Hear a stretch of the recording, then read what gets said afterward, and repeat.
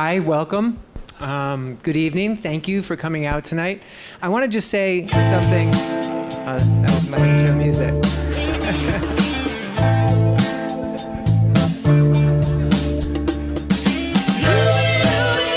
Okay. ThinkOlio is obviously the brainchild of Chris Zumtobel and David Kerfurst, and since 2015, they've organized over 100 of these salon-style events at more than 20 venues. And personally, as a big proponent of the liberal arts, I get really turned on by ThinkOlio. I'm smiling because the first draft said I get really turned on by them. And I do get turned on by them. So I want to share their mission statement with you because I think it's really sincere and it's what makes me so turned on.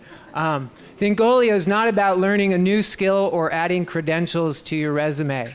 It is about getting together with other people and expanding your worldview. It's about enhancing our awareness of humanity and nurturing our appreciation for the humanities. ThinkOlio exists as a conduit for fruitful discussions, a dissent from the regurgitation of facts, and an embrace of a new perspective. I think as human beings, we're at our best when we can come together and do this. And every time I do this, I really appreciate the liberty that we have to do that in this country. So tonight I'll be sharing some of my new and different ideas regarding dark comedy and Buddhism. But before I do, I want to do something I hadn't sort of factored in. It was sort of a last-minute addition from Eve, somebody who I met at the last talk I gave. The last talk I gave, it was on this thing called consciousness hacking, and we did this eye-gazing exercise as a kind of consciousness hack. And I actually had thought about doing something similar here, but this isn't really consciousness hacking per se. But there is something we could do that would be fun and relevant. How many people have heard of laughing yoga? Okay, so a few of you. So laughing yoga is a form of modern yoga, meaning it was invented within the last 100 years. And it was invented by a businessman in India. And basically, he just found that starting the day with a group of people contagiously laughing really changed the trajectory of his day. So they would get together, I guess they probably still do, get together in a playground in India somewhere, and they would tell some stupid jokes. It wasn't really the point, to make a good joke. It was just to sort of get the laughter going. And what happens, of course, when you start laughing with other people is you get into that sort of contagious laughter, and that's probably has hormonal effects on your brain, and it really sort of sets a nice tone for the day. I've actually had the opportunity to speak with professional laughter yoga people, and we've done more advanced exercises, and this is where it's very pertinent. More advanced exercises of laughing yoga involve, instead of doing stupid jokes just to get you to laugh, thinking about something very serious, something you regret, maybe something that pained you, a hard memory, and you articulate it to the group, and then you laugh at it. First, it's you. You laugh at it. You have to laugh at it first. Otherwise, I think you get a little pissed off when people start laughing at you. So you laugh first, and then the group laughs with you, right? And there's a therapeutic dimension there, I think. The laughter heals in some inexplicable way. So we're not going to, dive into some heavy, advanced laughter yoga. But I've been told that Mike Powell in the back is very good at telling jokes. So he's you want to come up and tell a joke? And I thought it would just be nice to start. You have to go on the side. Don't come up the middle. I thought it'd be nice to just start with a little bit of laughter. You don't have to laugh. But here's the thing with laughing yoga. It's not about the funniness of the joke. So you can make yourself laugh, right? And that's what you kind of have to do. But then once you do that, it's like the hormones kick in, and you're like, yeah, Hey, man. All right. Nice shirt. Thanks. He's wearing a Mr. Potato Head shirt. It's a love. That's funny. Come on, yeah. Ha. Intrinsically funny, man. Here we go. Well, just to start off, the shirt says, Mr. Potato Head picks his nose.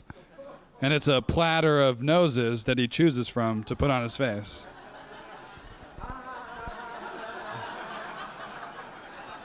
It's a great start. It's a great start. So what's the deal with airplane food? Just kidding. That's not my joke.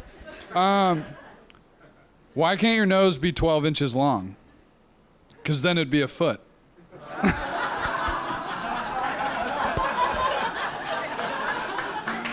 Stop it. Why do melons have giant weddings? Because they can't elope.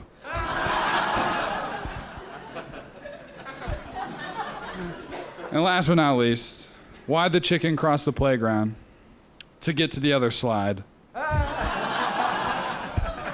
right, thanks, Sam. All right. Feel those natural drugs kicking in? It's good. Okay, so Chris told you a little bit about myself. I'm adjunct associate professor in philosophy at Brooklyn College, and I also teach classes in the religious studies program at Lane College, the New School. I have a doctorate in Tibetan Buddhism from Columbia, where I had the unique opportunity to experience the fantastic Buddhaverse of Robert Thurman, the Je-Tsongkhapa professor of Indo-Tibetan Buddhism. He's the only one in the world that has that title. And I believe he is historically the first American to have ever been ordained in the Tibetan Buddhist tradition. He obviously disrobed a few years after that, but he's also the first American or Westerner or person to, I think, have a chair in Tibetan Buddhism. So he's very unique, and I value what I learned from him at Columbia very much. Now, the embryo for this evening's talk had its genesis in a class that I taught at the New School. The class was entitled An Introduction to South Asian Religions, and we had just started this section on Buddhism, right? So if you know anything about Buddhism, one of the first things the Buddha taught, and usually the first thing that teachers often teach, is the teaching on the Four Noble Truths. How many people know that teaching, just out of curiosity? I love it when I don't have a lot of Buddhists, because then I can say whatever I like. But no, I swear this is real Buddhism. Gautama Buddha, also known as Siddhartha Gautama Shakyamuni Buddha, or simply just the Buddha, is believed to have taught 4 fundamental truths about life. This was, as I said before, his first public lecture following his enlightenment experience in the forests of northern India in the state of Bihar, which means in Sanskrit, abode of the Buddhists. So in this inaugural teaching to his newly ordained 5 disciples, he said in no uncertain terms the following, and I am paraphrasing: getting old, getting sick, and dying really sucks. Number 1. This one is usually just life is suffering, okay? The truth of dukkha. That's the Sanskrit word for suffering. We'll talk more about that. Number 2, there is, however, an ultimate cause to our everyday existential anxiety that is not old age, sickness, and death per se. Rather, it is our denial of them and our tendency to mentally cling to unreal idealizations of ourselves and the world around us. That's a lot of sentences there, isn't it? We're going to unpack it, don't worry. Basically, this is usually traditionally framed as the cause of suffering, why you suffer. And there are 2 ways to think about it. One, and these are the ways I'll be sort of couching this tonight. One is a denial of the reality of the human condition. And then another way of couching it is in terms of something more about how we cling to idealized notions about ourselves and the world, which are unreal. Unreal in the sense they don't graft onto reality. And that's what causes suffering. So number 3, there is a way to remedy this situation. This is the good news. You can do something about it. And guess what? Buddha said, become a Buddhist. Buy my book. The way to do that is through philosophy, ethics, and contemplative practice, what's known as the 3 trainings in Buddhism. Okay. Sorry, I want to go back for a sec. So the claim that I want to explore with you tonight resonates with this entire formula, but most clearly, I think, 1 and 2, the truth that life is suffering and the cause. You might say that what we're doing right now constitutes a kind of remedy. It fits, I think, with this idea of philosophy as therapy. So we will cover all 4, but I'm mostly concerned with 1 and 2.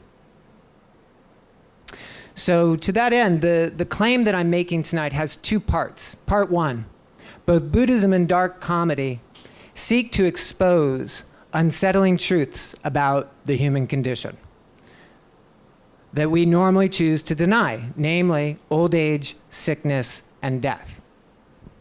So this is part 1. Part 2 of my thesis, what we will be exploring, is that they offer a kind of therapy for eliminating the existential anxiety that comes from denying the human condition and clinging to these unreal, idealized notions about oneself and the world. Okay? So we can think of this in terms of noble truth number 1, the truth about the human condition, and noble truth number 2, what we're doing, namely denying and clinging, that's causing us to suffer. Now, the therapy that I'm referring to here involves a kind of comic subversion of the idealized notions that we cling to. And it exposes what I'm calling a profound incongruency between them and the reality of the human condition. So what I'm saying here is that the therapy, and this is again part 2, is subversive in that it's subverting our clinging tendency, right? That's what it's subverting. And it's exposing an incongruency between those idealized notions that we cling to and the reality. Everybody with me on this? Okay. So just what is the human condition, right? In Buddhism, the human condition is characterized by inexorable change, right? That manifests as old age, sickness, and death. So we can talk about the human condition in terms of old age, sickness, and death, but what's really going on here is simply change. You can't stop change. In the Life of Buddha fable, the Buddha Charitam, written in Sanskrit by the Indian poet Ashvaghosha sometime around the 2nd century Common Era, it is these 3 facets of the human condition that compel young Prince Siddhartha, otherwise known as the Buddha, to renounce his throne, his beautiful wife, his son, in the pursuit of enlightenment. Okay? So these 3 are not arbitrary. They're very specific to how Buddhism thinks of suffering and the unenlightened life. So I want to tell you a little bit about the story of Buddha, and I'm drawing specifically from the Buddha Charitam, this text that was written by Ashvaghosha.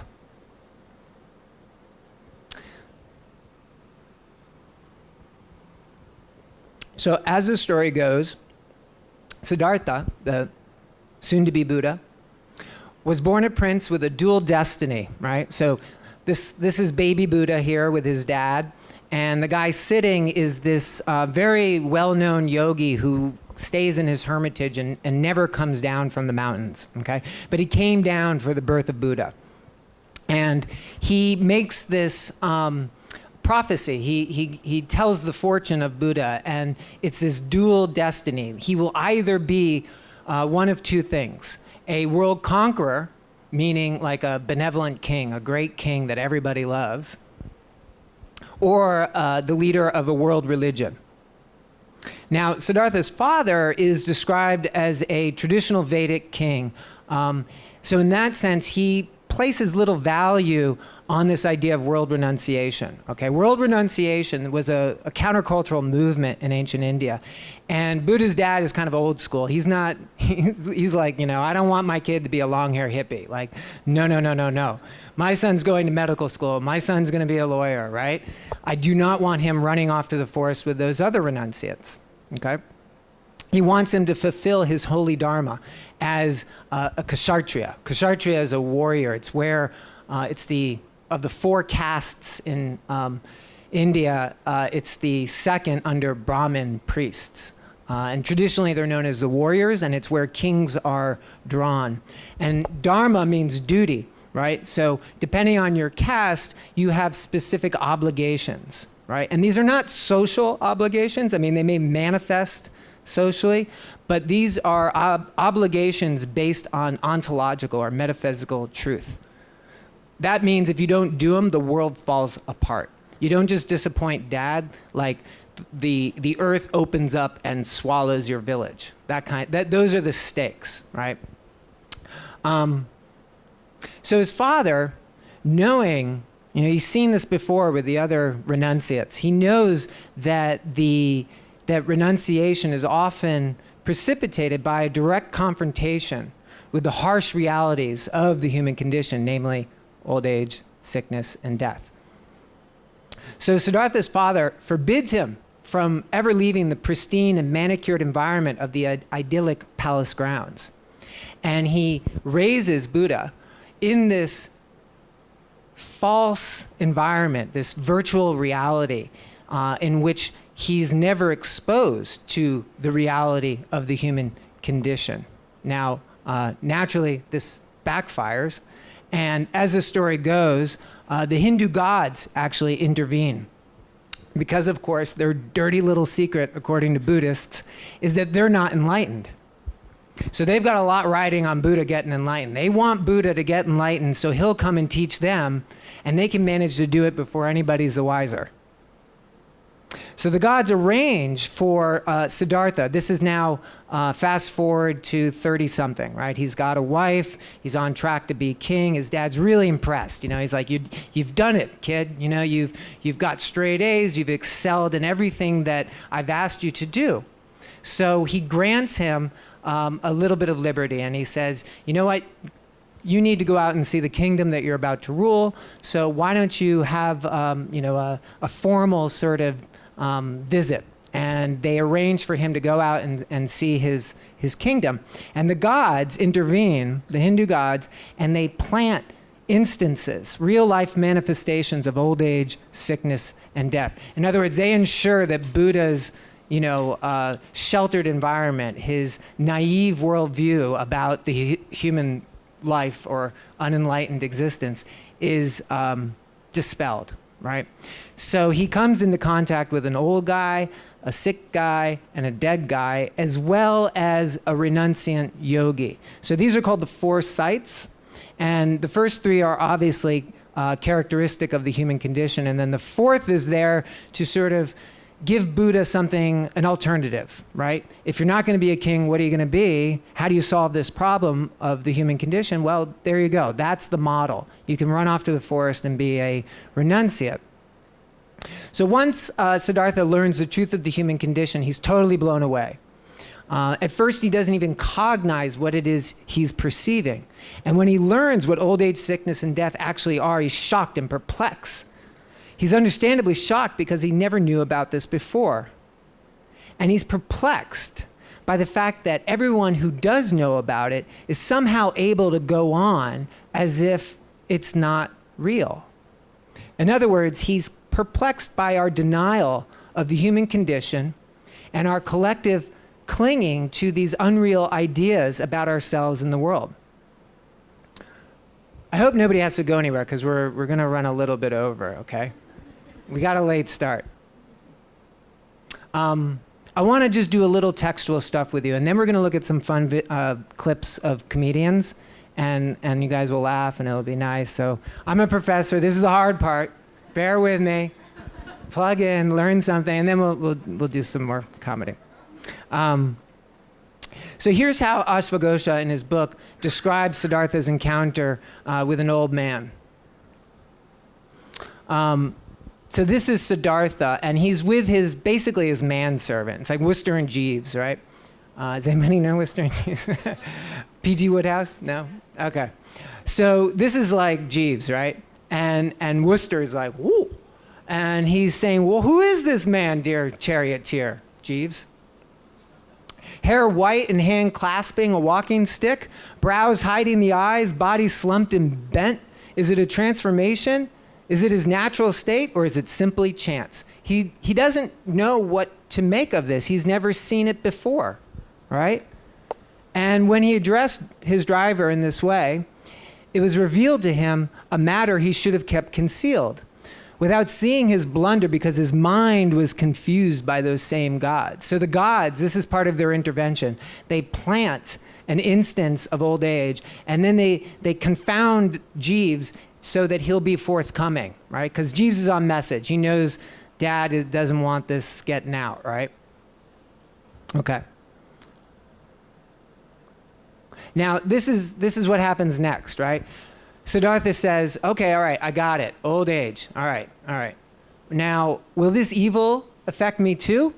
And the charioteer, Jeeves, says, though you're blessed with long life, without a doubt, by force of time, you too will become old. In this manner, old age destroys beauty. People know this, and still they desire it. Okay? So this is the next sort of phase of his realization. He's like, all right, I get it, old age. Now, is this going to affect me too? And he's like, yep. And then he says, wow, old age, this is Siddhartha, old age thus strikes down without distinction, memory, beauty, and manly valor. And yet people do not become distraught, seeing such a man with their very eyes. Such being the case, turn around the horses, drive back to our home quickly, charioteer, for how can I find joy in the gardens when fear of old age occupies my mind, right? So here's the basic template for each manifestation of the human condition, right? Because he's going to see a leper next and then a dead guy. He doesn't recognize it, right? He's like, what is that? Then he's shocked to learn that it's going to affect everybody, including himself. And then he's perplexed by the fact that everyone seems to know this, right? Like everybody knows but me. And yet they clearly deny it and cling to this unreal idea about the world. You know, he's really perplexed that like people can do that. For instance, after seeing a sick man and learning what sickness is, and that it will affect him too, he says this: the evil of sickness striking mankind, people notice, yet they remain content. Oh, how widespread the ignorance of men.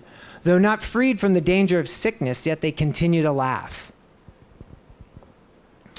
All right, so I went into this because I think it clearly shows Buddha or Siddhartha observing on this sort of strange phenomena of our collective denial of the human condition, right? Now,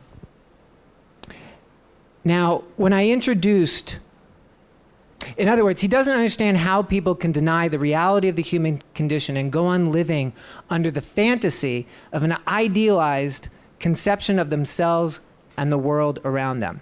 Now, when I introduced this to my students at the New School, they were totally bored, right? They were just like, oh yeah, you know, we had just done Jainism, we had just done Hinduism, we were on to our next ism, and they're falling asleep, and I'm like, what do I do? What do I do? You know? So my students just weren't grasping it. And to be fair, like, how could they, right? I mean, to use a somewhat tawdry phrase, they're young, dumb, and full of cum, right? And by dumb, I simply mean that most of them have not been around long enough to experience suffering, right? So it's this very abstract thing. Getting old meant like getting into bars. It was always good. Getting old meant like trying new things. It's always good, you know? I mean, frankly, it took, you know, 2 kids and my 40th birthday to really like trigger that wisdom in my own life. So enter Louis C.K. to the rescue, right? Because that day I happened to have some episodes of Louis C.K.'s comedic drama Louis on my computer. And I had recently watched them and drawn the conclusion that this was a comic who really grasped the first noble truth, the truth of suffering. Old age, sickness, and death really suck. Now, I'm not saying Louis is some kind of crypto-Buddhist or anything like that. It's perfectly logical for a comedian to make jokes about life's problems, right? So before we go into Louis, I want to do a little bit more Buddhism stuff. I want to go back to the First Noble Truth. Now, the technical term for this is dukkha, and it can be translated a variety of different ways, right? It could mean suffering, it could be existential anxiety, stress, unsatisfactoriness, profound dissatisfaction, pain, both mental and physical, basically anything that sucks.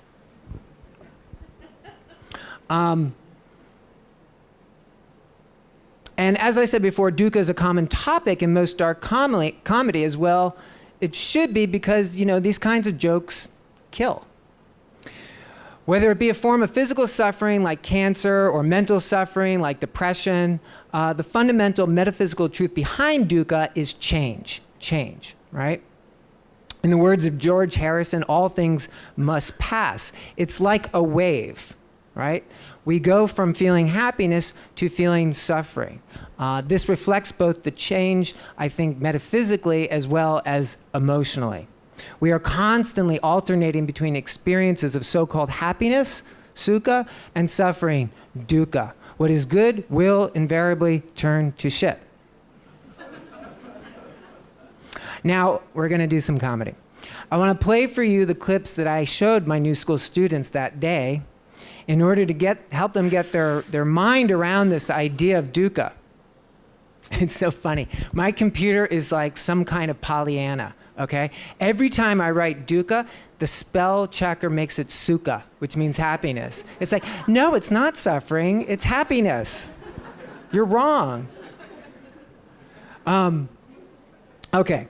Now, I just want to preface this clip by saying that I think it speaks directly to the denial that I've been discussing, the same denial that Siddhartha found so perplexing, namely that everyone, including oneself, seem to know about dukkha, but deny it and go around as if it weren't true.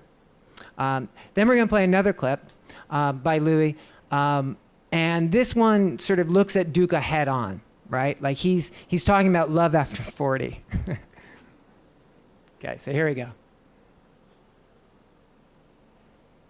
I think a lot of people who think they're good people are living a really evil life. Is that loud enough? Can we turn it up? It's not fun to be single at 41. All right. I think a lot of people who think they're good people are living a really evil life without thinking about it. And here's the thing, the whole premise of my life is evil. I'm white, my kids are white, which means they can't really screw up too badly because they'll get like a million chances. My life is really evil. There are people who are starving in the world and I drive an Infiniti. That's really evil. There are people who just starve to death. That's all they ever did. There's people who are like born and they go, oh, I'm hungry, and then they just die. And that's all they ever got to do. And meanwhile, I'm in my car, boom, boom, boom, like having a great time, and I sleep like a baby. It's totally my fault, because I could trade my Infiniti for like a really good car, like a nice Ford Focus with no miles on it, and I'd get back like $20,000. And I could save hundreds of people from dying of starvation with that money. And every day I don't do it. Every day I make them die with my car.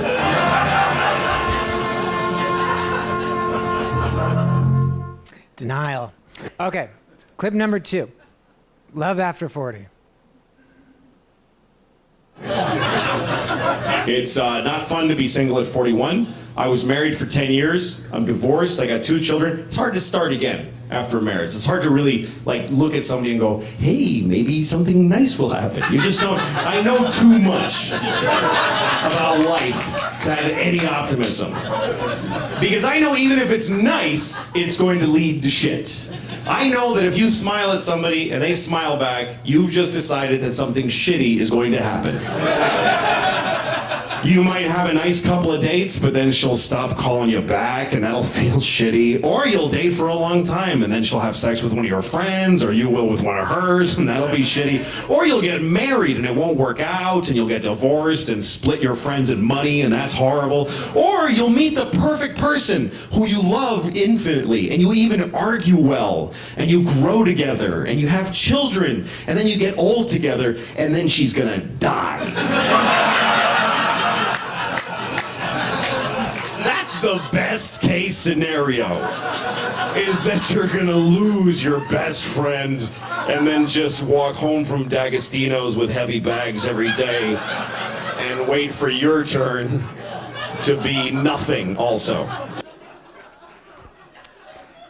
Yeah, so you're responding exactly like my new school students. It was this moment of euphoria for me, because it was like, wow, like everybody seems to be getting it. Louis, you know, like, thank you so much. And it was that experience. I was suddenly like, wow, you know, like this comedy and Buddhism, like what's that all about, right? Because when I say that in like boring professor speak, it's like, shut up, professor, it's so boring. Louis says that and you guys are like, it's wonderful, it's wonderful. And I'm like, oh, what's going on there? I mean, I know Louis is like funny,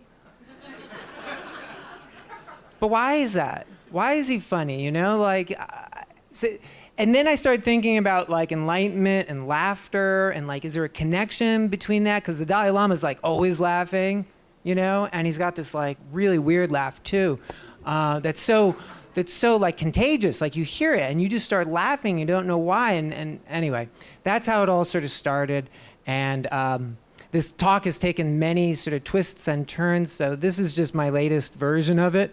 All right, so let's go back to my claim. Both Buddhism and dark comedy seek to expose unsettling truths about the human condition that we choose to deny. Right? So right there, I think you see Louis addressing the truth of suffering in the context of a romantic relationship. Now, Louis was not the first, Buddha was not the first to have this sort of insight about the collective denial of the human condition. The person who I think is probably worthy of some attention here is Ernest Becker. He won the Pulitzer Prize in 1974 for writing a book aptly entitled The Denial of Death. And it seems everybody's sort of denied the existence of this book because nobody knows it. How many people know this book? Oh, that's good. It's 4 out of 100. That's better. That's better. Okay. Most people don't know Becker or his book.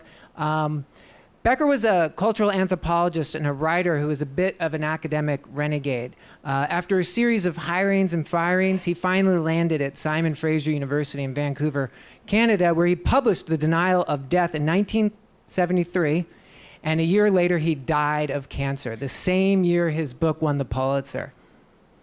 In his book, he asserts that the, quote, terror of death is so overwhelming that people actively deny and repress it. He writes, "The real world is simply too terrible to admit. It tells man that he is a small, trembling animal who will someday decay and die." Becker argues that the function of culture is largely to facilitate our collective denial of death. He says, culture provides this is me paraphrasing. Culture provides a symbolic system for expressing and preserving our symbolic non-corporeal selves, right? In other words, it promises some degree of immortality by way of language and symbols, that mental picture, that idealized notion of ourselves, that can somehow be preserved. He also writes, illusion, that is culture, changes all of this, makes man seem important, vital to the universe, immortal in some way. I think this idea has particular resonance with today's digital culture, where all of us have some sort of online avatar that we groom and manicure to our liking. I'm totally guilty, okay? There's nothing inherently wrong with that, though, okay? I'm not saying it's bad. It's just, according to Becker, these symbolic representations become a crutch for denying the reality of our biological death. So there's nothing intrinsically wrong with culture. We're I think, intrinsically cultural beings. what he's getting is how we use it as a crutch for denying the inevitable, denying the truth. It facilitates that denial, that collective denial that Buddha was so perplexed by. All right, bear with me. We got a big quote here. This is Becker. Man is out of nature and hopelessly in it. He is dual, up in the stars and yet housed in a heart-pumping, breath-gasping body that once belonged to a fish and still carries the gill marks to prove it. I'm not sure what he was talking about there. Does anybody know? Man is literally split in two. He has an awareness of his own splendid uniqueness and that he sticks out of nature with a towering majesty, and yet he goes back into the ground a few feet in order blindly and dumbly to rot and disappear forever. You gotta love it, right? Why did anybody forget about this book? I don't know. Now, I think this dualism is very reminiscent of Siddhartha's own dual destiny of being either this like God king, right, or an enlightened Buddha. Becker believes that existential anxiety comes from the duality of being the kind of animal that can contemplate its position in the cosmos and will someday die. So on the one hand, he says, we're like gods that can contemplate where we are in the universe, right? No other animals really can do that. And yet, we still have to squat and shit like every other animal, right? So he says, we are gods with anuses. Remember that you laughed. Remember that. Try as we might to I'm not saying that in a weird way. You'll see. Try as we might to transcend our base animality, we are always pursued by the reality of the human condition. That's what he means. Like, wherever you go, your anus follows you. He had a Freudian thing. He was a little fixated with Freud. Okay, so we're always pursued by this, and we're reminded every time we squat that we are like the hamsters in my kid's bedroom. Here's a clip from Louis' live stand-up at the Beacon in 2001, and here he's joking about the inevitability of death. And what I think he's trying to do in a comedic way, of course, is expose the reality of it to a theater full of people. It's very personal in that sense. So this is Louis, not in his television show, but live at the Beacon in 2011.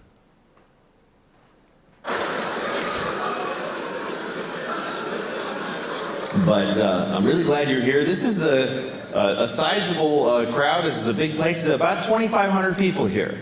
And that's a lot of people. That's enough people to be like a sample of the population. 2,500 people is enough people that you're all going to experience a lot. There's enough people here to say that within 2 months, at least one of you will die. I'm just saying, I think it's probably accurate to say that out of any random group of 2,500 people, not all of you are going to make it to Christmas, unfortunately. There's going to be at least one of you here tonight is going to ruin your family's Christmas by dying a shitty death. And I don't know who it is, I'm sorry.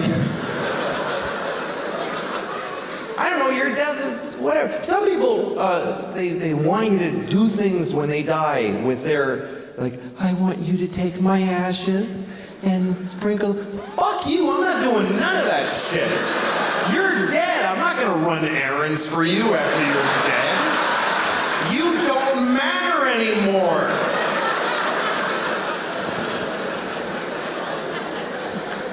Some people try to do something, noble with their bodies. They try to have their bodies have some use after they're dead, which I think is a good thought. You're only borrowing your body. You're only borrowing everything. If your body's worth anything when you're done with it, you should pass it on. That's something I really believe. I mean, I'm not going to do it because I don't want to. It's mine. I have a lot of beliefs, and I live by none of them. That's just the way I am.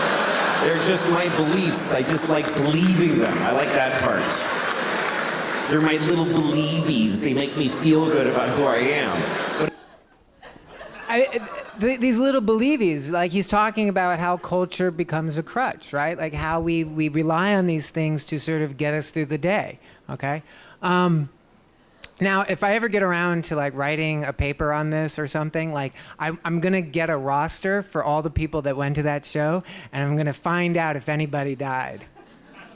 right? In that six, what did he say, 6 months or Christmas? Like, I have to look at the calendar and, maybe make some phone calls or something. But I really want to have that information, and just say, Joe Bloggs died, because it's that kind of specificity that requires us, that seems to be required in order to penetrate that fantasy, right? Like we need to, but it's always going to be somebody else. It's never, I'm saying it right now, like it's Joe Bloggs, it's not me, right?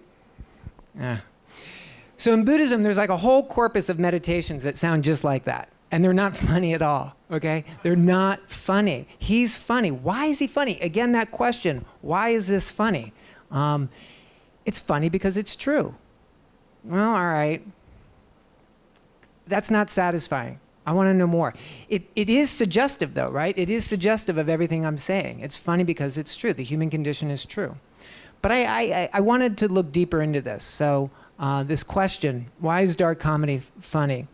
Now, the answer to this question will show why and how I describe dark comedy in Buddhism as subversive and therapeutic. So we are transitioning now away from part one of my claim, which is very focused on this sort of head-on acknowledgement of old age, sickness, and death, the truth of the human condition, right? And now we're moving into the second part, which is how these things can be a therapy for embracing that truth, okay? So in the second part of my thesis, I claim that both Buddhism and dark comedy offer a kind of therapy for eliminating existential anxiety that subverts this sort of clinging to unreal idealizations about ourselves and the world around us. Now, what I found when I looked in the philosophical discourse was that there are essentially three big theories on why we laugh. Now, there's a mounting corpus of literature on from science that talks about scientific reasons for why we laugh, and I think that's really interesting. I just haven't had time to look into it. In the social sciences, these are the three big theories. The first one, the superiority theory, apparently comes from Plato and Aristotle. People laugh at the misfortune of others. And usually in the case of comics, this is when they make fun of themselves. And you're like, you're an idiot. The release theory, Freud, people laugh because they have repressed nervous, in Freud's case, he's specifically talking about sexual energy, right? And then finally, we have the incongruity theory, right? That's a word I've used in my talk. And that's the one that came from a Scottish philosopher named Hutchinson. And he said that people laugh at the perception of incongruity. So I think all these theories can be applied to dark humor, but again, it's this incongruity theory that caught my attention. But let me unpack it for you. This is incongruity. Small hat, big head. Small car, many clowns. All right, we got one laugh there. How about Chris Farley? That guy and a little, there's a little more laugh. Like, that's incongruity. How about gods with anuses? That's incongruity. That's why I said, remember you laughed, because you're clearly not laughing now. I think the reason dark comedy is funny is because it exposes the incongruity between that mental idealization, what Becker describes in terms of culture, and reality, what Becker describes as the biological animal, or what we've been describing as the human condition, right? So there's that incongruity between my experience of myself as this seemingly immortal being and the fatality statistic that Louis says one of us might be walking out of here tonight, Piano might fall on your head. In New York, that's possible. So when Louis describes the certainty of a statistical death in a sample population at the Beacon, that's incongruity too. It's incongruent between the way people experience themselves and the reality, right? I laugh because I'm not going to be the fatality statistic. He's exposing this incongruity between our private, subjective idealization of ourselves and this more public, objective reality about the way things are. Namely, things are in flux, things are in change, and that change manifests as old age, sickness, and death. So dark comedy is subversive. Subversive in that it challenges and undermines this fantasy. I think we unconsciously know this about comedy, and that's why we dismiss it as simply entertainment. It's also why I think so many comedy clubs are located below ground. The subterranean comedy club is like an unspoken, specially demarcated space for subversive thought and discourse. You might call it a speakeasy for the mind. It's a temple of profanity that we all recognize as standing outside of normal civilized society. So that's why we put them underground, below normal life. It's a place where we've kind of all unconsciously or consciously agreed anyone can say whatever the fuck they want so long as they get a laugh. And even if you don't, who cares? Because it's just comedy. It doesn't matter. I don't think it's silly, and that's precisely my point. I think dark comedy is funny because it's true, and I think it can be a kind of therapy for overcoming existential anxiety, especially in the capable hands of a comedian like Louis. But I want to mention some other comedians as well who are different from Louis and maybe not dark in the sense that you think of them. Maybe not dark at all. For instance, Andy Kaufman. The last time I gave this talk, is the Andy Kaufman guy here? No? I publicized it on Facebook with Andy's picture, and I had this guy in the audience who had well, I didn't see the lapel pin until after. He had a lapel pin with Andy's face on it, and I saw that after the talk. But this guy immediately raised his hand, was asking all kinds of questions about Andy, and I was like, "Did you see that picture on Facebook?" And he's like, "Yeah." It was lovely to see somebody who is so committed to Andy's work. How many people know Kaufman? Oh, that's good. Like maybe half. Kaufman was a comedic star who gained visibility for his role as the fictional character Latka on the television sitcom Taxi. In that show, he plays a kind of goofy immigrant mechanic. However, in his stand-up, he often experimented with a very different type of comedy. This type of comedy is not necessarily dark in the Louis C.K. sense, but does share the same subversive nature in that it challenges our preconceived notions about ourselves and the way the world should be. So I want to play a clip. Now this is from David Letterman in 1988. And it's a little bit long, it's 8 minutes. But I want to indulge Andy because I think his comedy requires setup, okay? And time. It's a different kind of comedy. An integral feature of his comedic approach requires kind of luring you in to this space in which you're not entirely sure what's real and what's not real. So keep that in mind as you watch this. And also keep in mind that this is 1988. There's no internet, there's no Facebook, there's no Wikipedia, right? The general public don't really know anything about Kaufman. All they know is that he was Latka on Taxi, and frankly, most of those people probably thought that was his real persona, that he really was an immigrant or somebody born from outside the United States. All right, so let's roll the clip here. I apologize, the quality isn't all that good. However, he has not been on television much lately. He's been, I guess, busy doing other things. Nonetheless, I'm glad that he has agreed to be with us here this morning. Please welcome Mr. Andy Kaufman.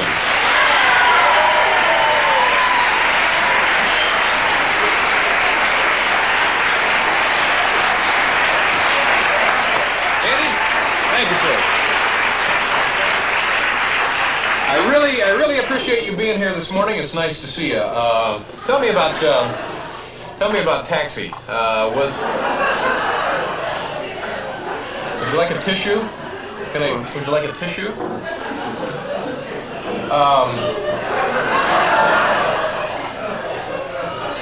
There's mucus coming out of his nose. Yeah, you need it.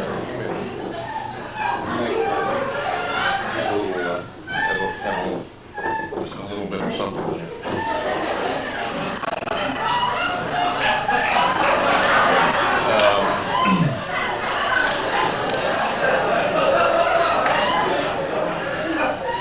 So,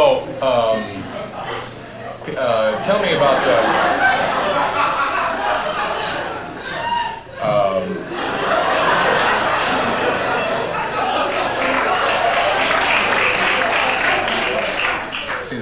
sometimes eat breakfast while they watch the show. And you,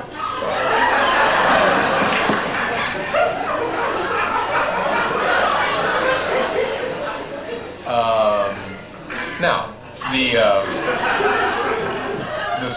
there was a TV strike, you know, and some shows were not in production, but now they're going back into production. And are you gonna be on Taxi? You mentioned before the show there were some problems.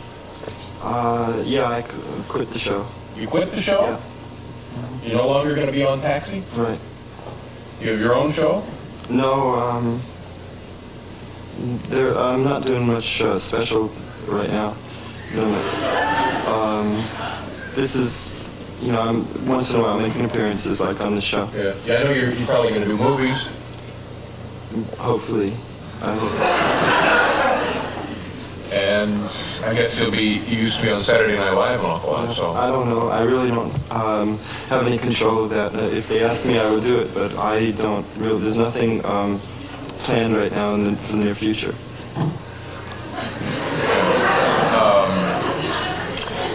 You doing a lot of nightclubs, though? Occasionally appearing at the Improvisation in New York. This is a place I started out at. Yeah. Not really much. I'm just saying I'm living in New York now. Mm-hmm. But things are okay.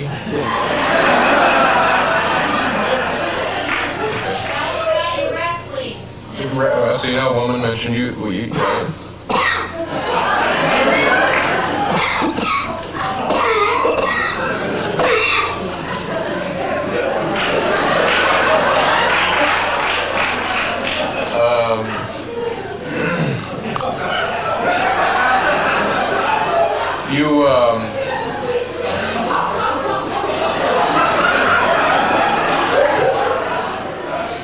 Can I get you a mint?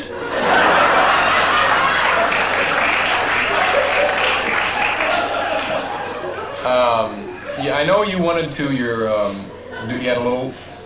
You're going to do a little piece for us this morning. You want to go to that now, or what do you want to do? If you'd like, I can. We have a stool there. You want to do it? Thank you. Thank you, Andy Kaufman.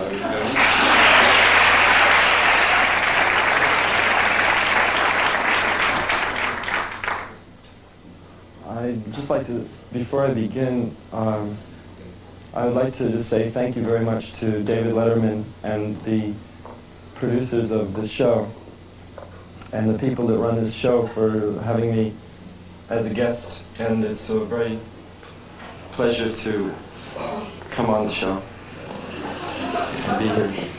I'd like to talk about my marriage.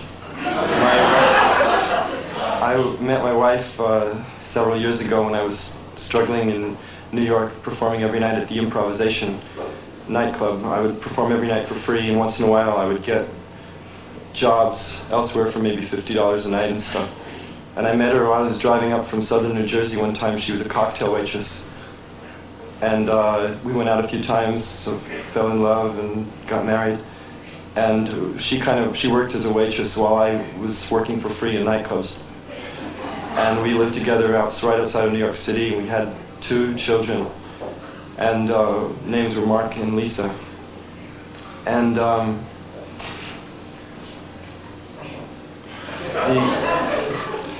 Saturday Night Live, it discovered me. I'd rather, if you don't laugh, because I'm not trying to be funny right now.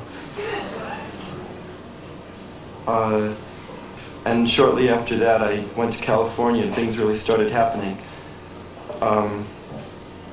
I had a manager. I got a manager, Shapiro West, an associate. George Shapiro, a wonderful man, and he was my manager for the next few years. And then Taxi came along, and I was doing all these far-out things on television shows, but when Taxi came along, it was just one character, Vlatka, and I kind of felt inhibited by it, that, you know, I was just able to do the one character. I wanted to have more freedom creatively to do these other things, and the things I used to do on Saturday Night Live and stuff.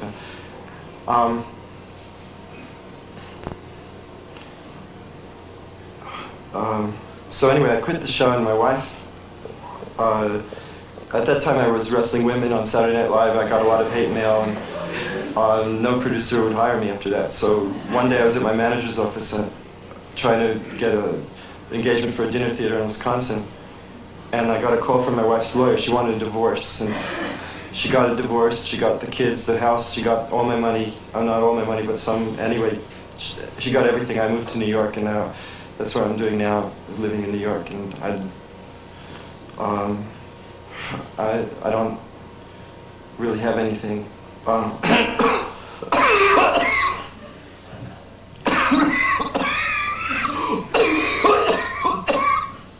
So anyway, if anybody could, I know this sounds like a cliche, but if you could, any extra money, I would appreciate it.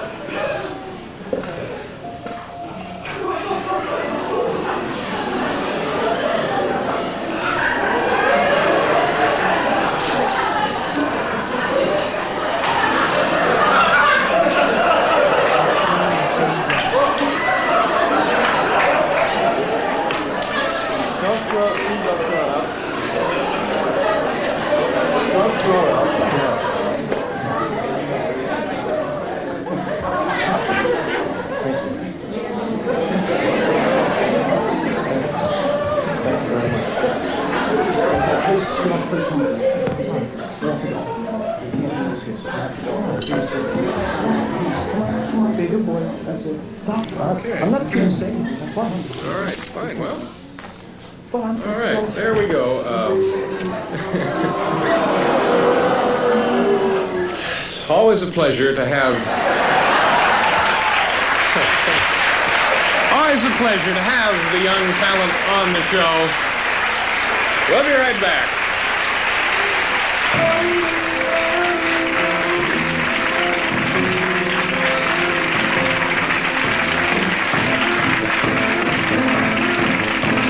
Okay, so virtually everything Andy said was bullshit.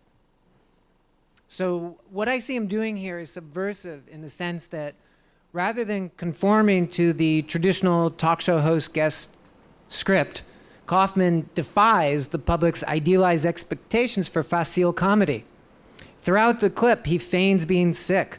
Television stars aren't supposed to be sick. That's incongruent with our idealizations of them as perfect beings.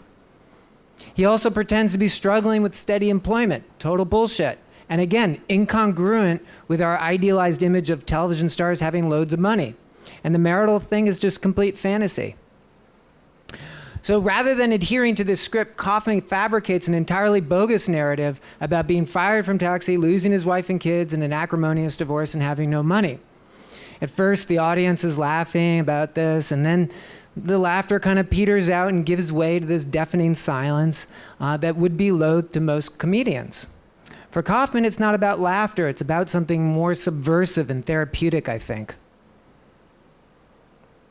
And by the way, if you don't know Kaufman, he was a big TM practitioner, transcendental meditation. And I actually think he was using it there to stay in character. You know, when he was kind of going like that, I think he was trying not to crack. All right, so that's my sort of take on Andy. Now, another comedian I would put in this category is Tig Notaro. Yeah, everybody knows Tig, right? She's on Netflix. Everybody knows her.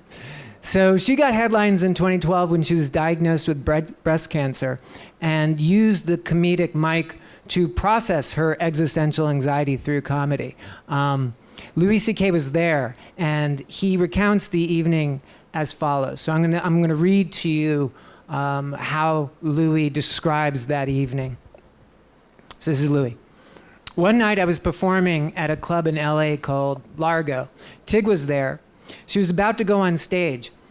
I hadn't seen Tig in about a year, and I said, "How are you?" She replied, "Well, I found out today that I have cancer in both breasts and that it has likely spread to my lymph nodes.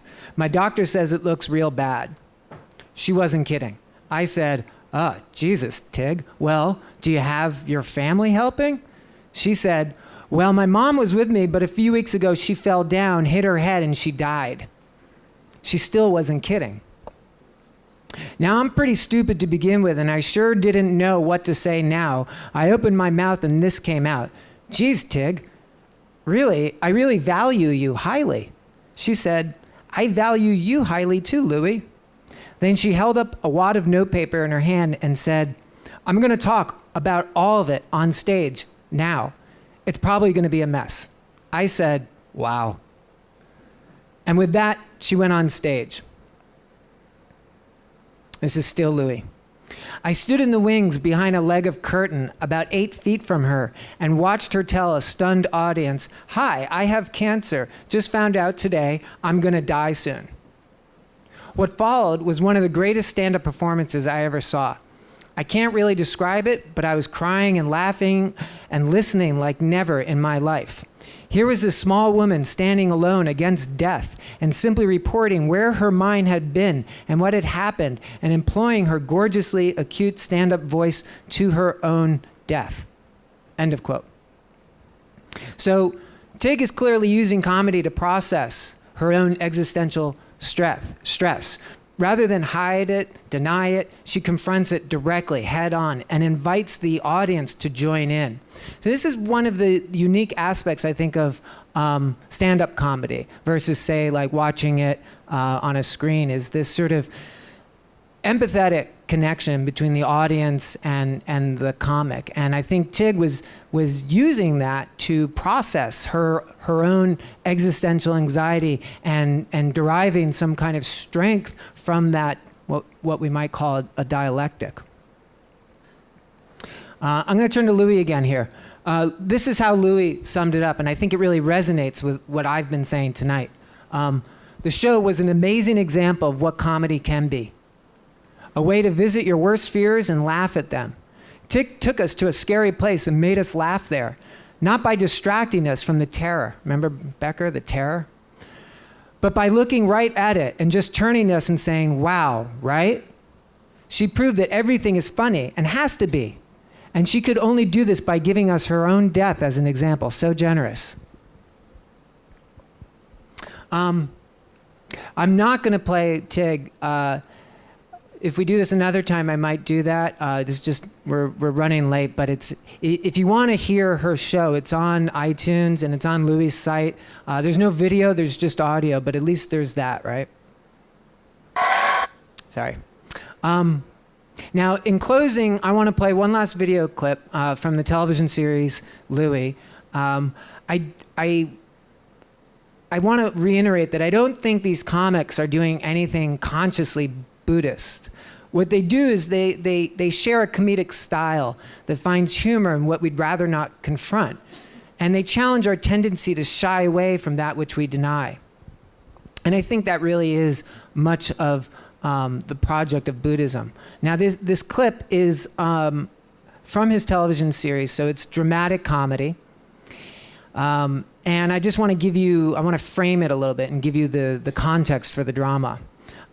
In the clip, he's experiencing heartache, right? So we saw Louis earlier talking about love after 40. Well, this is him falling in love after 40, meaning he knows better. He knows about dukkha, right? He knows that if he lets himself cling to this or engage in this sort of fantasy, it's going to end badly. He knows all that, okay? But on the advice of his doctor, played here by Charles Grodin, he allows himself to fall in love with this woman. Now, part of why he knows it's going to end badly is not just his wisdom, but she's from another country. She's only a tourist. She's got to go back. There's no way she can make the move. You know, it's just one of those things. He can't go there. She can't come. She can't stay here. So it's got a set expiration date. So he goes into it knowing that. He goes into it knowing the truth. I also want to suggest that Grodin is more than just a doctor here, right? To my eyes, he's playing the role of a guru, and very much a Tibetan guru. And if you know anything about Tibetans, they're a rough and tumble kind of people, and the gurus are rough and tumble, and they will often say things that seem harsh, to you, but have a spiritual therapeutic benefit. And I think Grodin is a great example of this, without knowing it, right? Without knowing he might be seen as a guru. So Louis is basically feeling bad and wandering around this empty apartment. Right? He lived in the same building as her, and she's now moved out, and he's just sort of walking the empty apartment, feeling bad, and he sees Grodin, his doctor guru, walking his three-legged dog in Riverside Park.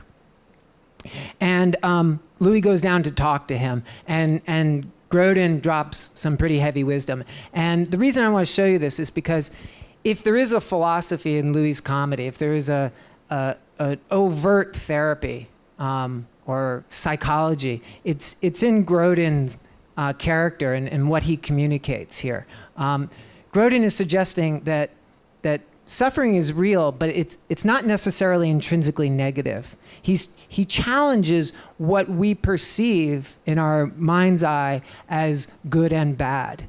In Buddhist terminology, what he seems to be suggesting is that there is a lack of intrinsic nature to suffering and happiness, meaning it doesn't have that valence intrinsically, the negative positive valence.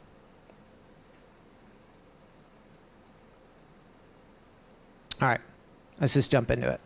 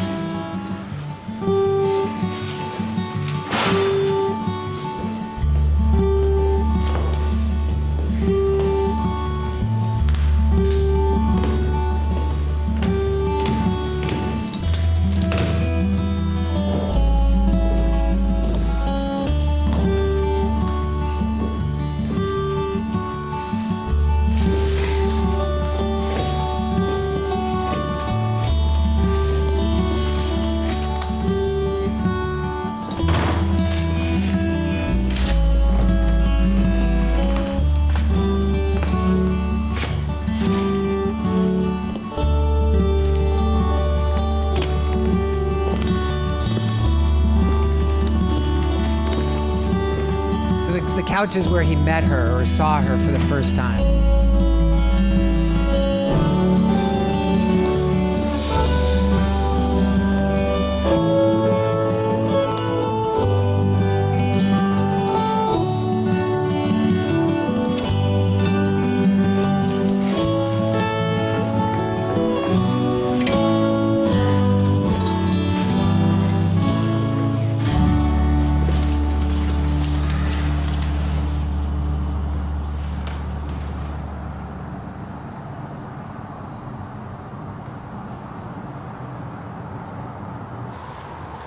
So you took a chance on being happy, even though you knew that later on you would be sad. Yeah. And now you're sad. Yeah. So what's the problem? I'm too sad. Look, I liked the feeling of being in love with her. I liked it. But now she's gone and I miss her and it sucks. And I didn't think it was going to be this bad. And I feel like why even be happy if it's just going to lead to this? You know, it wasn't worth it. Boy, misery is wasted on the miserable. What? You know, I'm not entirely sure what your name is, but you are a classic idiot. You think spending time with her, kissing her, having fun with her, you think that's what it was all about? That was love? Yeah. This is love, missing her because she's gone, wanting to die. You're so lucky. You're like a walking poem. Would you rather be some kind of a fantasy, some kind of a Disney ride? Is that what you want?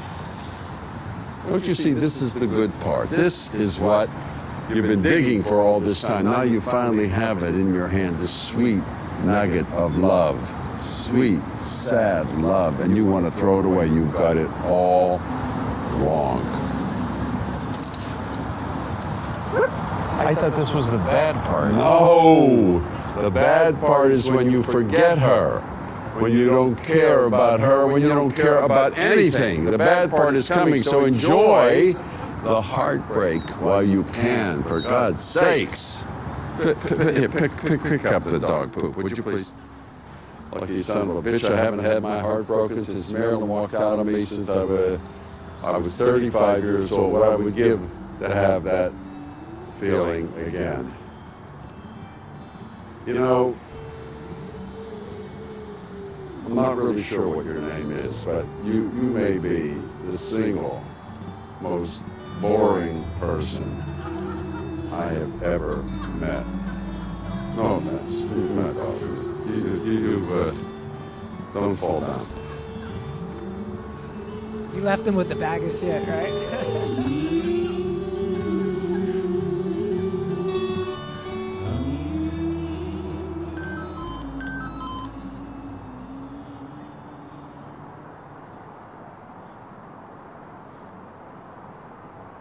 This is his old girlfriend calling.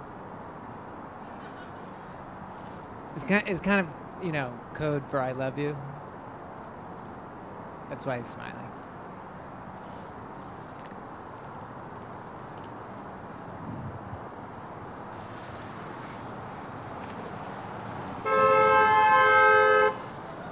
This is back in Fantasyland, right? Look, the last time that I saw you. So there's a lot, I think, to be read into that. And when I say read into, I mean there's a lot I see there that may not be there. But one of the things is this idea that we don't really know what's good and bad, right? So all this time we've been talking about like suffering, the human condition, and old age, sickness, and death being terrible and bad. But maybe we really don't know. Maybe, in fact, the reason we experience it as anxiety is because we're reifying those things as intrinsically bad. Right? That's the emptiness idea in Buddhism. So we don't really know what's good and bad for us.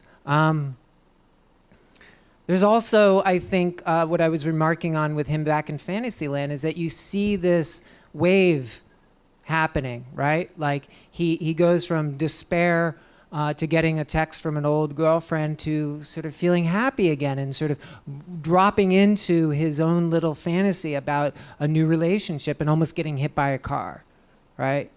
So there's something sort of, you know, inexorable about change, about fluctuating from happiness to sadness, and that's the reality. And maybe that's just it. Maybe it's just that things change, right? And whether we see it as bad or as good comes largely from us. Now, I know that's a dangerous idea, but, you know, they're levels. It's not all the same. They're different levels, right? And Louis here clearly has a grasp on one level, but then at the end, you see him buying back into a fantasy, right? So Louis is not Buddha. Okay, thank you very much. Thank you very much. Good night.